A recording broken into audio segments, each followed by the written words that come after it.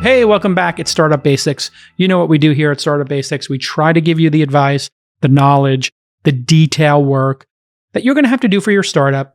We've asked a bunch of our partners that we work with as one of the most active investors in Silicon Valley. We asked some of our partners, Wilson Sonsini, Kruze Consulting, to help us explain these basic issues. And the reason I'm doing this, quite honestly, is very selfish. I want to have videos I can point to so that when founders ask me questions, I can say, just go watch this video. And one of the things I am getting absolutely crushed by, and Scott Orn is with us here. He's from Kruze Consulting. You can go to kruzeconsulting.com/twist, and they're available to talk to you. They do a great job. They work with a number of our investments, Superhuman, Calm, Density among those. One of the things I'm getting is a lot of questions about the PPP grants that people got over the last year and related to taxes. Tell us a bit about why this issue is such an acute issue right now. Yeah, thanks, Jason. So on PPP, if we all kind of transport ourselves back to March of 2020, it was a pretty scary time in the startup ecosystem. Like, money had been flowing, things were going well. All of a sudden, like, someone grabbed the emergency brake and the car skidded to a stop. And I'll never forget, like, it was such a scary time for a lot of founders. There's so many founders who are about to raise money, but hadn't quite gone out. Then you have the founders who had just closed a round, who are just like happy as can be. And so the government, in a response to COVID and the unemployment and the economic hardship, rolled out a program that I know it's taken a lot of fire, but I actually think was pretty good. And what it basically did was give businesses, not just startups, but all businesses in the United States, access to extra capital in the form of PPP. And essentially it was a loan that you could take, and as long as you maintained your employment levels and didn't cut people's salaries by, I think it was more than 20%, something like that, you could actually get that PPP loan forgiven.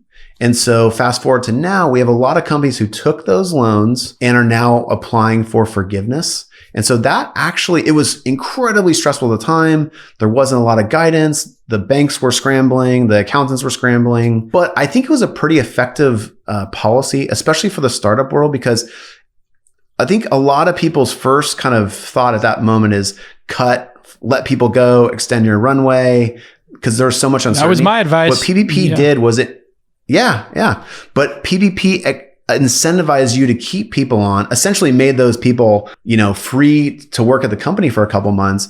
And once we got through that shock, a lot of companies were really glad they didn't let people go. They were able to kind of maintain the speed they had gone through. And I think that's one of the reasons things have bounced back so fast. Now, the other thing that happened is very recently, PPP2 was launched. And PPP2 is another round of this like stimulus funding for businesses, but the caveats are a little tighter. You must have gone through a reduction of 25% in gross receipts in one of the quarters in 2020 compared to 2029. So 2019. So you can't be going gangbusters. Revenue must have gone down. So they've put a couple of more conditions on the Paycheck Protection Program, is what PPP stands for those people who don't know.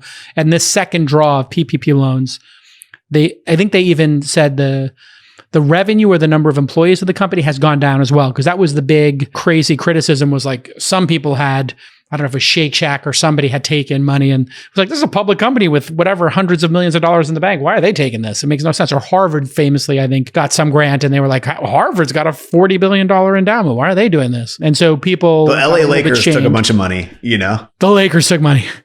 Yeah.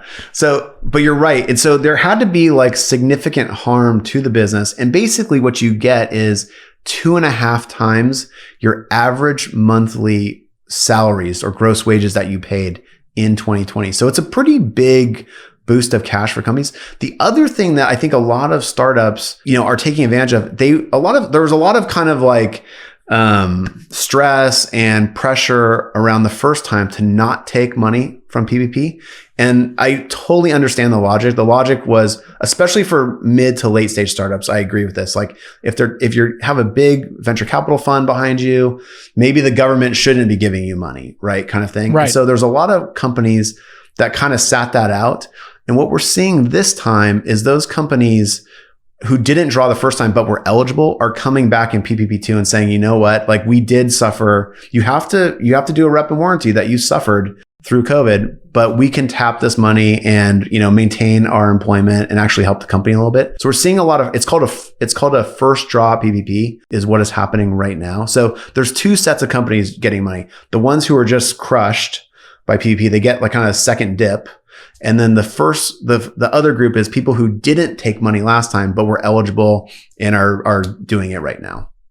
Yeah. And we saw something happen in our portfolio, which was the CEOs had to sign off on this, right? And this is a key moment of truth because they would bring it to the boards and the boards would say, okay, well, what do our service providers say? What does Kruze say? What does Wilson Sonsini say? What does this law firm say? What does this accounting firm say? And, they said like, very reasonable. This is the first time we've ever gone through this. So there's a lot of things we don't know, but you are certifying this and it could be read, whatever way. And to the credit to the Trump administration that did this, it was very helpful. There's no way to do it perfectly, but I had one or two founders who, to your point about raising money right before, they had raised money. So they were sitting on $5 million I'm just making a case here. They're sitting on $5 million in their bank account, and then they're applying for $400K in PPP or whatever. It didn't make any sense. And a bunch of them who had filed for it and had gotten it just declined to take it, which I thought was kind of cool. Like it wasn't meant to be free money. It was meant to keep people in their jobs. And, we were considering laying a bunch of people off and it was like, okay, PPP's here. Great. We'll keep people around for a little bit longer and see what happens. It was, what I heard from a lot of the companies that were affected. So it does seem to be a really, really great program. But let's open the aperture of this discussion and talk about just taxes in general and how to think about taxes in terms of a startup. Most startups are losing money. So does that mean they're not paying any taxes? It's a great question. I get that question at least once a day. So you are losing money. You are not going to pay taxes in like kind of the way that the federal and state income tax, but you still need to file a tax return. This is like such a common thing. The government needs kind of proof and needs you to certify that you didn't make any money. And they want to see the financials. They want to look every year and be able to go back and say like, oh, this is what they filed last year. So you still need to do a tax return. Super important. If we've talked before in private conversations about having nexus in other states. If you have employees, property, or assets in other states, odds are you are triggering tax nexus in those states. And this has become super common with COVID, with companies and their employees going all over. And so odds are you'll probably have to do a few more state tax filings this year. It's not a huge deal because like Kruze, we are a CPA firm. We do taxes for all of our clients. When we do the federal tax return, a lot of the state stuff is kind of like kicked out from the software. So it's not a huge amount of work, but there is a lot of work looking and seeing if your sales have generated tax nexus, even if you don't have employees in certain states. So there's a lot of stuff going on. Just always file a tax return. And if I may, try to work, this is a little self-serving, but like try to work with someone who is familiar with startups. One of the big mistakes, we see a lot of mistakes on tax returns. When you go through diligence, this is one of those areas where the VCs or the accounting firm they actually hire to do diligence, they're going to open your books and they're going to open the tax return. All those numbers need to match. If your numbers are not matching because you use a not so great tax firm and your balances are off $300,000 or $400,000 or $3 or $4 million, you're going to have problems. That's going to tell them you need to restate something. So do that. And then the other thing I see is a lot of founders, like we always kind of joke that they go down like Camino Real and San Mateo and hire whatever CPA firm has a shingle outside, their office kind of thing. If you work with someone who knows startup taxes, like us, they'll tell you that you can do an R&D tax credit. An R&D tax credit has been around for a very long time, for many, many years, but you used to only be able to use it to shelter income once you were profitable, which meant that like companies it wasn't super important to companies because most startups don't get profitable for a very long time. And then if you are profitable, you probably don't need it. So it's like an afterthought, right? Or you got bought already, Yeah, Republic. He has your exit. But 3 years ago, the IRS and Treasury got together and said, like, you know what? Let's start letting R&D companies use this on their payroll taxes, which overnight made it an immediate ROI. And so last year we did 8.5 million of R&D tax credits. This year we'll probably do 20.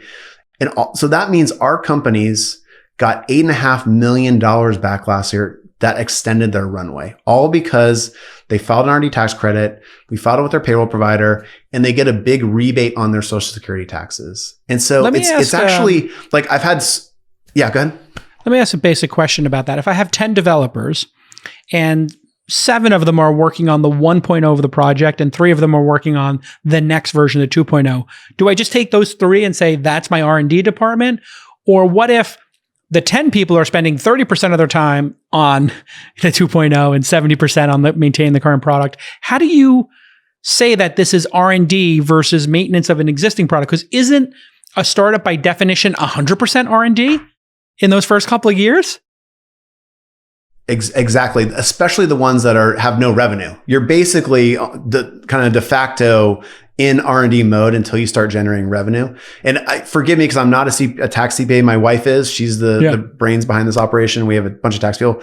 I believe it's something like 5 years after you start generating revenue is basically your eligibility time period. But your initial question about like, say you were generating revenue on the core product and you had 7 of your engineers doing that, and then 3 of the other engineers were doing future R&D. It's really only that future R&D counts. And so when we do an R&D tax credit, we actually do an interview with the management team and we actually look at the allocations of what people are spending time on. It's actually, so you act like a third party auditing that in a way. Auditing is probably the wrong word, but determining that in the same way a 409 might be done. You have some independent person saying, here's what I think's reasonable.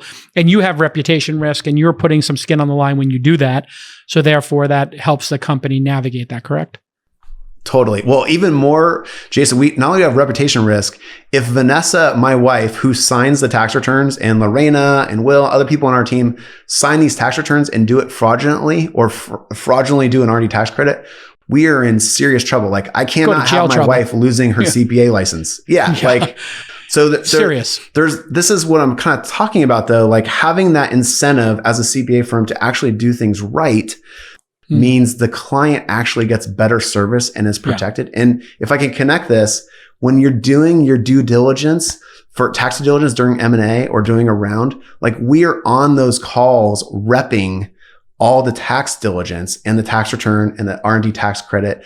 And if you're not getting like a 20-page document that documents the credit that you can hand to an auditor, something's wrong. Like we have had credits audited it's very similar to a 409A. If you've done the documentation and you can present that to an auditor, it gives the auditor knows you planned ahead. They know you worked with someone reputable. It's so much easier to pass the audit. And so there's just like these massive incentives, but your question about like how much can be, how much goes to the credit, it is a judgment call. We rely on allocations, rely on time cards, things like that. But just do it right. Don't kind of just shortcut it because you can end up, it's not even just the IRS auditor, it's the financial auditor like at Series C or Series D. When you're doing a big round, you are going to start getting audited every year. They're going to they look at stock options, look at the financials, and they look at things like R&D tax credits and your taxes. So just make sure it's all done correctly. When we say the nexus, this means, is that a fancy word for you're doing business in that location? And let me throw a couple of curveballs here at you, and we'll see how you do on the fly here. Do I have a nexus in this? And I know it's different by state, so this is completely unfair. But am I correct that if I'm doing a trade show somewhere, then I am not, like if I had a trade show at CES, I don't have a nexus in Vegas.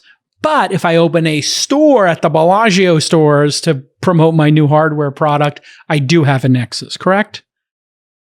That's exactly correct. And if I can add something on top of that, it was online sales have gone through and SaaS sales have gone through a change in nexus over the last probably 3 years.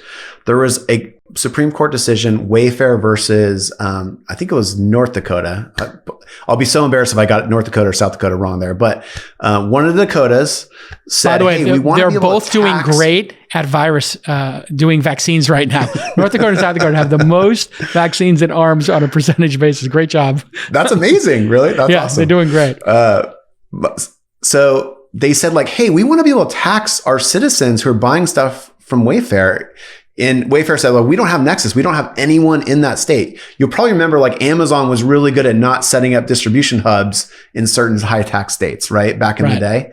And so the Supreme Court said, hey, we're going to change the law. And after you pass a certain threshold of revenue on citizens in that state, they can then be taxed. The number is somewhere around 50 to 100K usually. But so that means that even if you don't have a shop in Nevada, but you're selling to a lot of Nevada citizens and they're buying your SaaS software or, your e-commerce stuff you're selling, you can actually have sales tax nexus in those states.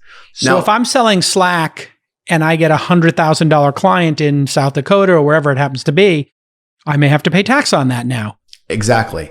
But for the first year, if you're selling $5,000, you might not. You're exactly right. And even today, that was like 3 years ago, even today, a lot of states are not charging like SaaS sales tax and things like that. But we all know like the state budgets are always a mess and the states are always looking for more revenue. So this is kind of a steady march that I probably in another 2 or 3 years, I'd expect every single state to be charging sales tax and things like that on SaaS. There is some good software out there like Avalara or TaxJar, which can help you manage that. So in the same way that QuickBooks manages your accounting infrastructure, Avalara or TaxJar will help you manage your sales tax infrastructure and make it a lot easier. It's something we interact with tons.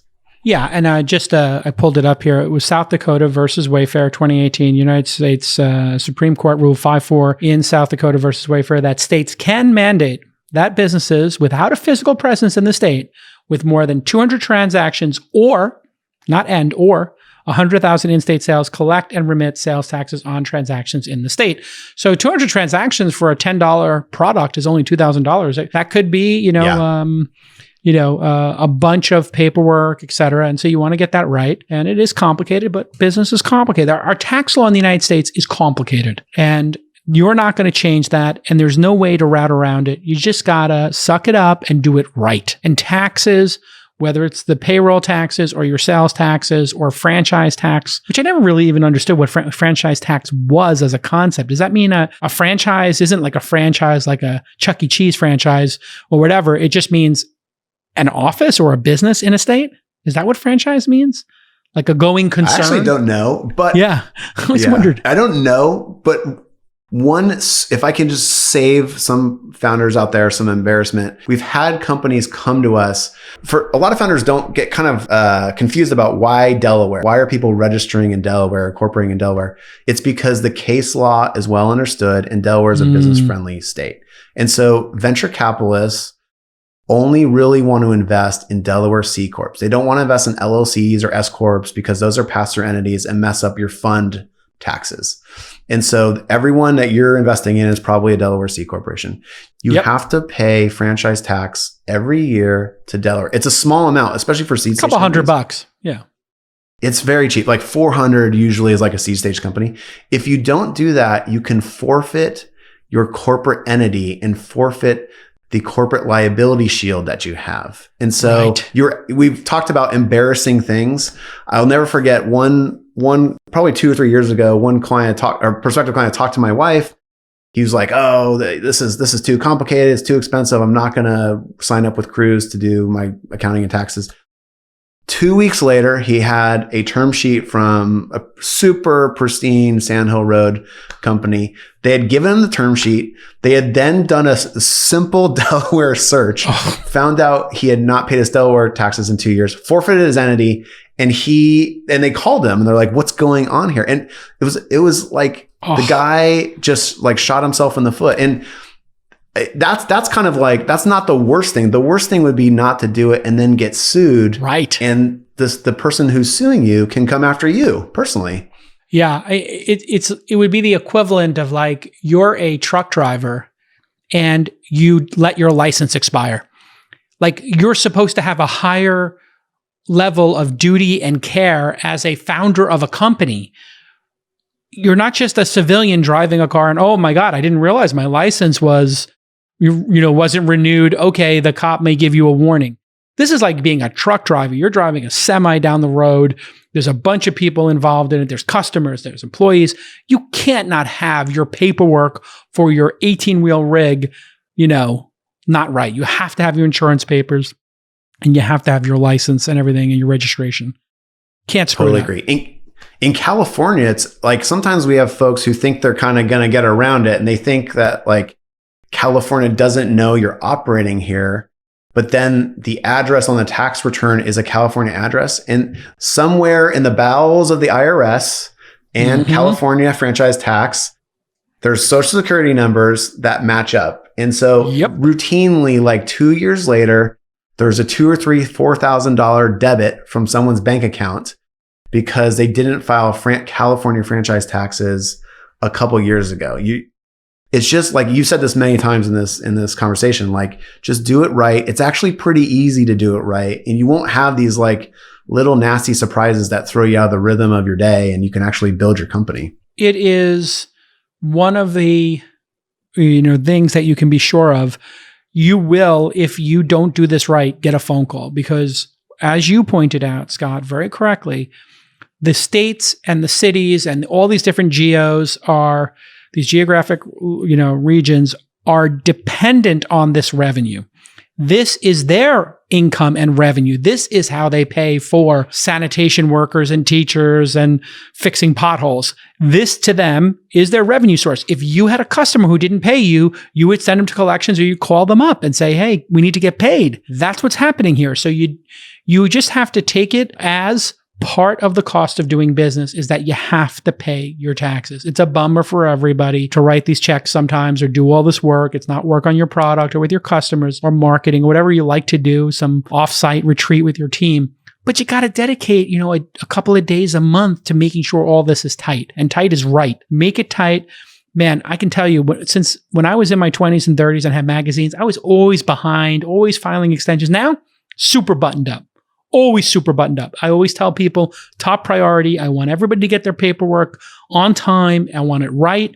I want to spend the money and do it right because I want to sleep well at night, not getting certified letters or scary, franchise tax boards or all this kind of stuff. And you will get those letters. And you've said this before in our discussions, getting on the phone with the IRS and fixing this stuff. I mean, it could take months. And now you got a deal that's closing in days and you got to go get your franchise board stuff worked out. What is that going to take? 2 months, 3 months to get it fixed and get a new piece of paperwork? There's no expediting this stuff, right? No expediting. And your friendly accounting firm hates doing that too. Like there's nothing more, like it just bums you out. You're like a high qualified accountant or finance person and you're sitting on the phone, like waiting for the IRS to pick. It's depressing all the way around. So yeah, just do it right. The one we did a little bit of homework for everyone. We actually have startup tax compliance deadline web pages for every major market for startups. So you can just Google like San Francisco Kruze tax deadlines or Austin or whatever. You'll get a list. It's itemized. And I've found over the years that actually kind of takes a little bit of stress out because once you can kind of visualize the things you need to do, it's really less stressful for everyone. And there's even links to like filing an extension and things like that on those pages. All right, listen, this has been great. Go to kruzeconsulting.com/twist. They're our partner. They work with all of our companies. They do a great job. Scott, really appreciate you partnering with us on this. We're doing 4 or 5 of these. We're going to try to just take every single difficult discussion and just Scott and we're going to hash it out and try to make it easier for you to not be scared or nervous about this. Just do it right and you'll be fine. It's kind of like when you're driving. You stay in the lane, you go the speed limit, you park your car in a proper spot. You don't put 2 tires on the curb. You don't go 90 miles an hour in a 65. Just pace and do it right. That's the message here. Do it right. Have a good partner like Kruze. And like anything else, you do it buttoned up and you will have less problems down the road. If you cut corners, they could turn into giant landmines later. Giant landmines. So don't self-sabotage. I think people who do this, it's my secret theory, Scott, people who don't pay their bills, like tax things and don't do it right, I think they're self-sabotaging. I don't think they want to be successful in life. So they take these things that are, you see this, right? In this personality type who like doesn't do their legal stuff. They don't have people sign IP assignments. They're self-sabotagers. And don't do that to yourself. Why go to work every day for 12 hours to try to change the world and then literally take a gun and point it at your foot and fire it? It's literally what you're doing if you don't file your taxes on time and have these books correct. I totally agree. You fire your customers if they're too self-sabotaging?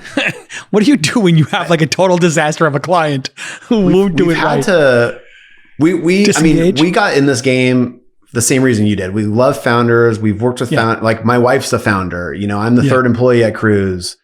So we have a very high threshold of tolerance, and we kind of look at ourselves as like the coach or your gym trainer or things like that. So like we get a lot of satisfaction out of helping people and turning them around and getting everything cleaned up. But they're very rarely, but once maybe every 6 months, there's a client who just can't get their act together. And we're CPA firms, so we become liable if your taxes are wrong or the financials are wrong. And so the tax return, you know, there's all this like, it actually is hard to sleep sometimes. And so, so we do end up having to let people go. Again, it's very rare. We don't enjoy that. That's not fun. That's not why we're in the game. But we have to kind of, for the 99% that play the game right and do their homework and do things correctly, we can't be spending 20% of our energy on the 1% who just refuses to kind of get with the ball game. I've had to do it with people in my portfolio. I've had 2 or 3 times where I've told people who I'm on their cap table, I think you'd be better off with a different investor. Would you like to buy my shares back? Or I can find somebody or whatever we want to do. But we have to unravel this because you have to behave in a professional manner. That's always what I tell people. You got to, you know, win, lose, or draw doesn't matter. Playing the game right is what matters. So just play the game right and the outcome will take care of itself. Whether this company fails and you succeed on the next one. If you look at Superhuman, we both have Raul as just an amazing inspiration for us. I was in the first company, Reportive. I think we made 3 times our money. It was modest return, 4 times, whatever. It was 3 or 4x. It was nice, but I wish he had gone long, you know? They did a quick sale to LinkedIn. You know, he had partners or whatever. He tells the story very publicly. But I was playing for the next company he did, which was Superhuman, and we wound up being one of the first 2 checks when he was just an idea on a piece of paper. And it doesn't matter to me that, you know, a company goes to zero. We had GoWalla, the last guy, and now GoWalla again with my friend Josh Williams, and we've invested in him 3 times. So people don't mind you losing, but they don't want you to play the game incorrectly. That's the message you're getting here. Do it right. Keep it tight. Tight is right. Period. I totally agree. I still remember sitting in the conference room when Raul and Vivek came over. First of all, I was a Reportive user and I loved Reportive. So I was so bummed it got sold to LinkedIn.